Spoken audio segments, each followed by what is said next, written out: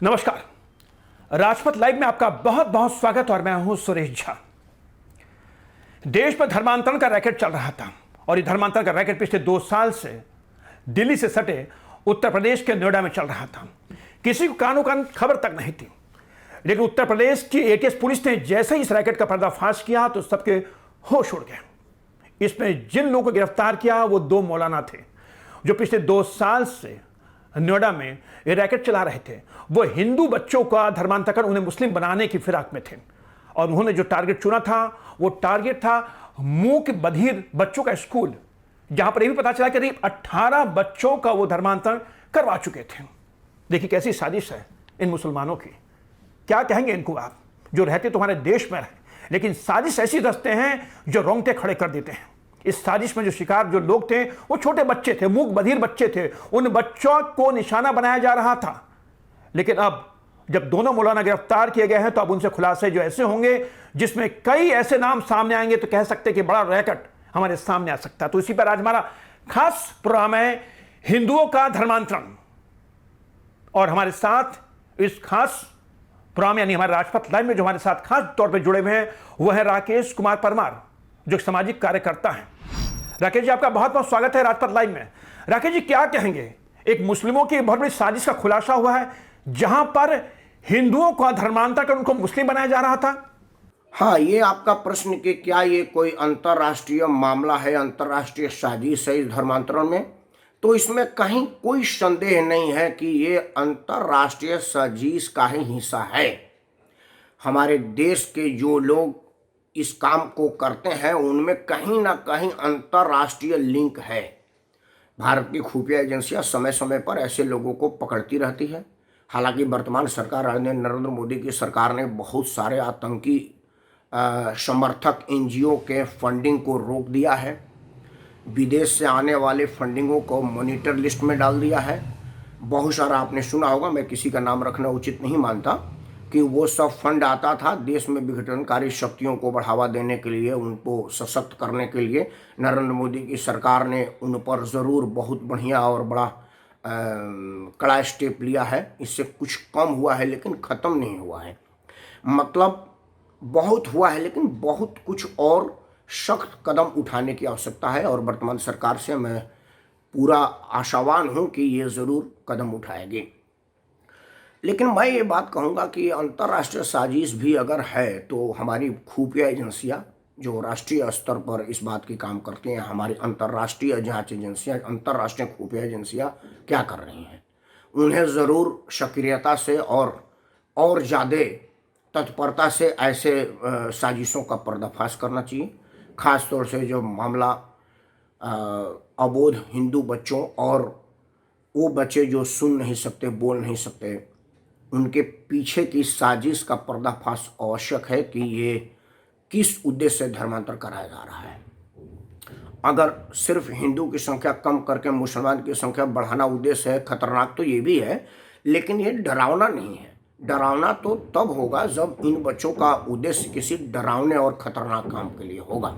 और मैं पूरा भरोसा करता हूँ कि हमारी एजेंसी इस विषय पर जरूर सोची होगी। गिरफ्तारी अगर हुई है, वो भी अंतर्राज्यीय, मतलब दिल्ली में आकर के यूपी पुलिस ने अगर गिरफ्तारी की है तो ये ज़रूर उनके पास कोई पुख्ता सबूत या कोई दस्तावेजी सबूत लगा होगा, तभी ऐसा करती है।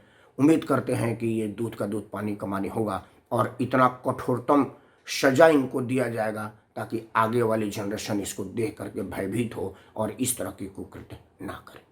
वाकई राकेश जी, जो खुलासा हुआ है अपने आप में एक बहुत बड़ी साजिश की और हमें इंगित करता है कि ये एक ऐसी सोची समझी साजिश थी कि जहां मूक बधिर बच्चों को टारगेट किया जा रहा था, वहां पर ये दोनों मौलाना जाते थे, उन बच्चों को धर्मांतरण का पाठ पढ़ाते थे।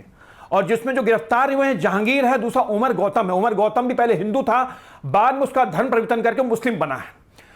एटीएस का खुलासा है और एटीएस ने जो खुलासा किया उसमें एक बड़ी साजिश की ओर इशारा जो कर रहे हैं। कहीं ना कहीं क्या लगता है आपको कि जो हिंदुओं को जो मुस्लिम बनाने का जो ये खेल चल रहा था, क्या इन दोनों को विदेशी मदद मिल रही थी? क्या कहेंगे कि इसके तार विदेश से जुड़े हो सकते हैं? ये जो कल घटना हुई है, प्रकाश में आया हो, ये कोई पहली बार नहीं हुआ है कि कोई धर्मांतरण हमारे देश में चलाया गया हो। ये देश के आज़ाद होने के पहले से ही हिंदू धर्म के दुश्मन और भारत के विरोधियों ने हिंदुओं को धर्मांतर के प्रति बाध्य करना, मजबूर करना, लालच देने का काम किया है। ये जो कल गिरफ्तारी हुई है नोएडा पुलिस के द्वारा, जो दिल्ली के जामिया नगर में रहते हैं, ये मुझे ज़्यादा खतरनाक और घातक प्रतीत होता है, क्योंकि ये आम धर्मांतरण जैसा प्रतीत नहीं हो रहा है। ये वो जो गजबाए हिंद का ख्वाब है उसके तरफ जाता हुआ मुझे दिख रहा है, क्योंकि जिन बच्चों को धर्मांतर के लिए उकसाया गया या प्रलोभन दिया गया या धर्मांतर कराया गया, जैसा पुलिस का इल्ज़ाम है, मैं नहीं जानता कि ये सच्चाई है कि नहीं है, वो सब मूक बधिर बच्चे हैं और छोटे छोटे बच्चे हैं। अगर वो मूक बधिर है तो ना तो वो कुछ बोल सकता है, ना ही किसी का सुन सकता है, तो वो आगे चल करके इस्लाम के किस काम में आएगा मैं नहीं कह सकता।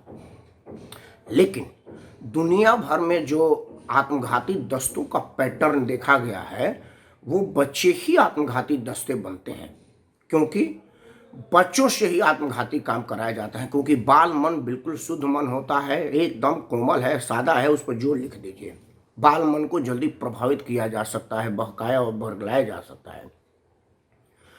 तो ये मुझे बहुत ज़्यादा खतरनाक होता हुआ प्रतीत हो रहा है अगर बच्चों को धर्मांतर करा गया तो। उत्तर प्रदेश पुलिस बड़ी सराहनीय काम की है, लेकिन अति सराहनीय मैं तब मानूंगा जब वो इसके जड़ तक जाए कि ये गजवाए हिंद है या कोई इस्लामी आतंक के तरफ ले जाने वाला कुकृत्य है। क्यों? क्योंकि ये बच्चों का धर्मांतर हुआ है, उन बच्चों का जो न बोल सकते हैं न सुन सकते हैं। अगर वो सामान्य धर्मांतर होता, जैसे हम गरीब लोगों को ये क्रिश्चियन लोग धर्मांतर कराते हैं, वो क्रिश्चियन धर्म को बढ़ाने के लिए होता है, हिंदू धर्म को कमजोर करने और तोड़ने के लिए होता है। आम मुसलमान धर्म में लोग धर्मांतर कराते हैं तो वो इसलिए कराते हैं कि हमारा मुस्लिम मेजोरिटी बढ़ेगी और हिंदू कम होगा। ये तो हर मुसलमान, दुनिया के हर मुसलमान का ख्वाब है कि धरती पर सिर्फ एक ही हो और वो खलीफा हो। लेकिन इसमें मैं बहुत चिंतित हूँ और घबराया हुआ हूँ कि ये बात पुलिस को विशेष गंभीरता से सोचना चाहिए था, चूँकि धर्मांतर बच्चों का हुआ है। चलिए राकेश जी, आपका बहुत बहुत धन्यवाद कि आप हमारे चैनल के साथ जुड़े और आपने अपनी बात रखी। तो ये थे सामाजिक कार्यकर्ता राकेश कुमार परमार जो हमारे साथ जुड़े थे। इस खुलासे ने वाकई हमें झकझोर के रख दिया है, और खासकर ये मुस्लिम जातियों की जो साजिश तो उजागर हुई है, वो एक बहुत बड़ी साजिश की ओर इशारा करती है। करीब 1000 से ज़्यादा लोगों का धर्मांतरण करवा चुके थे। अब पुलिस के सामने एक बड़ी समस्या यह है कि जिन लोगों का धर्मांतरण करवाया गया था उनको ढूंढना पड़ेगा, उनको लाना पड़ेगा, और देश के सामने लाने की बहुत बड़ी चुनौती होगी। लेकिन इन दोनों मौलानों की गिरफ्तारी के बाद जो खुलासे हुए हैं, अपने आप में एक बहुत बड़ी चौंकाने वाले खुलासे हैं, और साथ ही उनकी मंशा जाहिर होती है कि वो हमारे देश में हिंदुओं के खिलाफ कितनी बड़ी साजिश रच रहे हैं। वो हिंदुओं को मुसलमान बनाने की कोशिश में लगे हुए हैं, और कहीं ना कहीं इस खुलासे के बाद जिन लोगों के नाम भी सामने आएंगे वो बहुत ही चौंकाने वाले होंगे। तो ये था हमारा राजपथ लाइव। आपको कैसा लगा हमें अपने कमेंट्स के जरिए जरूर बताइएगा। नमस्कार।